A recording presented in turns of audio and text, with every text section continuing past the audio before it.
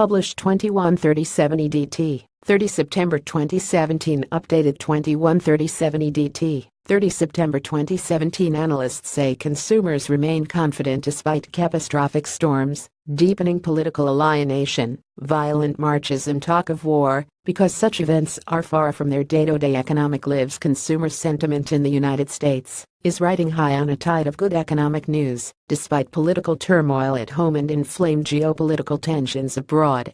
Analysts say consumers remain confident despite catastrophic storms, deepening political alienation, violent marches and talk of war, things that might otherwise make households cut spending and hunker down for safety, because such events are far from their day-to-day economic lives.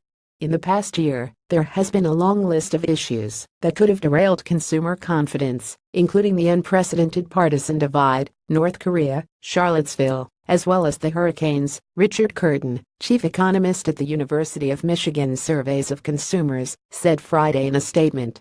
Curtin released the university's TWIS monthly index of consumer sentiment, which slipped 1.6 points between August and September, but remained elevated, even though 3 hurricanes had struck U.S. territory in the space of a month. Confidence has nonetheless remained very favorable, he said. In the first 9 months of the year, the index even hit its highest level in 17 years. One of the reasons Americans can be optimistic is the extent to which many of these events have not affected what they are able to do and what they are not, Frederick Wary, a professor of sociology at Princeton University, told AFP. According to Edward Berkowitz, professor of history and public policy at George Washington University, the deadly violence at a far-right march in Charlottesville, Virginia in August was not a major enough event to influence the national psyche or interrupt economic trends. Consumers do have reasons to be optimistic. The economy grew by 3.1% in the second quarter, its fastest pace in nearly 2 years, and unemployment, currently estimated at 4.4%, is at historically low levels. A place to practice freedom. The economic devastation of Hurricanes Harvey, which slammed into Florida and southeast Texas in a 2-week period, was quite small and has already begun to fade, according to Curtin. For the 4th straight month, consumers also reported improving personal finances, he added. 2/3 of homeowners surveyed, the highest level in 10 years, also reported rising property values. Historically, people enter the marketplace as a place for practicing our freedom, said Wary. The marketplace becomes a refuge for us here in the U.S. Confident consumers with rising incomes spend more.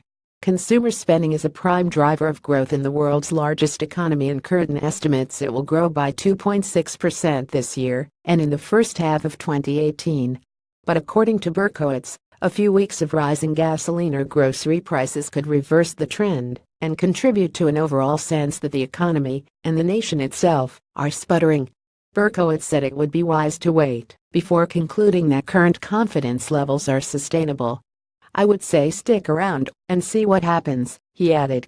Tom Smith of the University of Chicago's National Opinion Research Center said consumer sentiment surveys were narrowly focused and should not obscure broader public opinion. Given the objective economic situation and the narrow focus of the measures you mention, I am not surprised that they had generally been positive, he told AFP. But the other measures tell us that these consumer confidence measures are only part of the larger picture. President Donald Trump's current public approval is among the lowest of any modern U.S. president.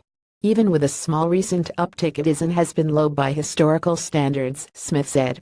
Most American voters, or 56%, say Donald Trump is not fit to be president, according to a Quinnipiac University poll released Wednesday. Meanwhile, American society is becoming increasingly unequal. According to a Federal Reserve survey published Wednesday, income and wealth concentrations are now at historically high levels. The top 1% of households now own nearly 40% of all American wealth, while the bottom 90% have seen their share decline steadily for 25 years. Sorry, we are not currently accepting comments on this article.